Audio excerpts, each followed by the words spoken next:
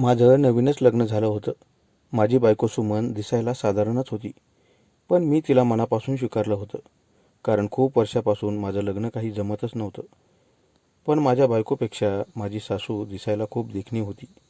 आमच्या दोघांची भेट झाली की ती खूपच गप्पा मारायची आणि मोकळेपणाने हसायची. तिच्या अशा स्वभावामुळे नवीन माणसाला वेगळंच वाटायचं. त्यांचा समज व्हायचा की नक्कीच या बाईच्या मनात आपल्याविषयी काहीतरी असेल.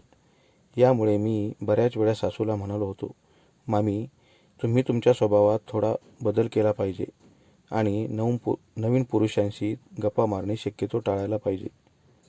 माझ्या अशा बोलण्यावर सासूला खूपच राग आला होता. ती मला म्हणाली, जावई, माझ्या मोकळ्या स्वभावाचा तुम्हाला काही त्रास आहे का? आमच्याकडच्या शहरातील लोकांना याचं काहीही वाटत नाही. सासूने असं उत्तर दिल्यामुळे माझी बोलतीच बंद झाली होती. आपल्यावर जावई नाराज झाला आहे हे तिच्या लक्षात आल्यावर तिने मला एक दिवस त्यांच्या घरी बोलावले होते. त्यांचं घर मोठ्या शहरामध्ये होतं, तर मी छोट्या शहरातील गावरांगडी होतो. मला एकट्याला सासूबाईंनी का बोलावलं असेल म्हणून मी सुमनला म्हणालो, तुझ्या आईने मला बोलावले आहे तर आपण दोघे जाऊ. पण तिने नकार दिल्यावर माझ्या लक्षात आलं की तिला सासूनं याआधीच सांगून ठेवलं आहे, सुमन, तुझ्या नवऱ्याला एकट्यालाच पाठवून दे, तू अजिबात सोबत येऊ नकोस. आता बायको येत नाही म्हटल्यावर मी एकटाच सासूला भेटायला जाणार होतो. दुसऱ्या दिवशी मी माझी मोटारसायकल काढली आणि थेट सासरवाडीत आलो. मला पाहिल्यावर सासू खूपच खुश झाली होती. माझ्यासाठी तिने घमघमीत मटणाचा बेत केला होता हे तिथल्या वासावरून मला समजलं होतं. मी सोफ्यावर बसलो आणि सगळ्या खोल्यामध्ये नजर मारली. सासरे काही दिसतच नव्हते. यामुळे मी तिला विचारले, तेव्हा ती मला म्हणाली, ते देवदेव करण्यासाठी 8 दिवसासाठी बाहेर गेले आहेत. यामुळे घरात सध्या मी एकटीच आहे. त्या दिवशी तिचा मेकअप पाहून माझ्या हळूहळू लक्षात आलं की तिने आपल्याला एकट्यालाच का बोलावलं असेल. या वयातही खूप सुंदर दिसत होती. ती या वयातही खूप सुंदर दिसत होती. शिवाय माझे सासरे त्या बाबतीत थोडे कमी पडत होते हे त्यांच्या वागण्यावरून मला समजले होते. जेवणानंतर मी थोडा वेळ बसलो आणि तिला म्हणालो, मामी, सांगा, माझ्याजवळ तुमचं नेमकं काय काम आहे? ती मला लगेच म्हणाली, जावई, तुम्ही अजिबात घाई करू नका. दमादमानं सगळं व्यवस्थित होईल.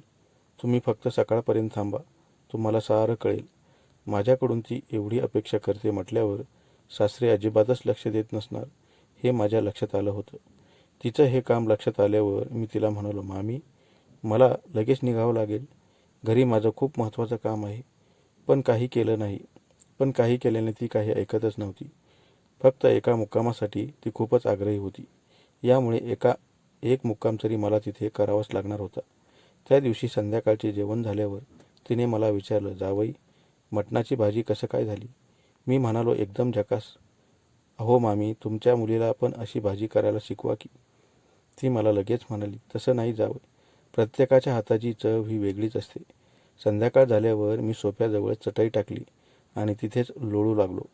थोडा वेळ टी व्ही पाहावी आणि तिथेच झोपावं असं मी ठरवलं होतं. पण मला तिथे झोपलेलं पाहून ती लगेच म्हणाली, जावई, उठा इथून, बेडरूममधल्या उंच आणि मऊ गादीवर झोपा की. असा तिने आग्रह केल्यामुळे मी तिला नाराज करू शकत नव्हतो. मी तसाच उठलो आणि त्या बेडरूममधल्या उंच आणि मऊ गादीवर येऊन पडलो. त्या आरामदायी गादीवर मला थोडी झोप लागली आणि थोड्या वेळाने तर ती मला खेटून झोपली होती. त्या रात्री नकळत आमच्याकडून खूप काही घडून गेलं. मी थकून गेलो होतो.